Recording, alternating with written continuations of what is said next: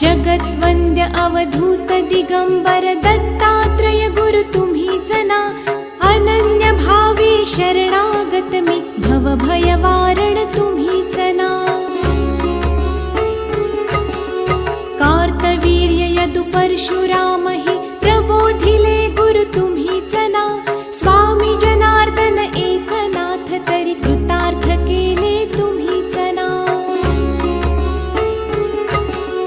नवनारायण सनाथ करुणी पंथ निर्मिला तुम्हीच ना। मच्छिंद्रादि जति प्रवृत्त केले जन उद्धारा तुम्हीच ना।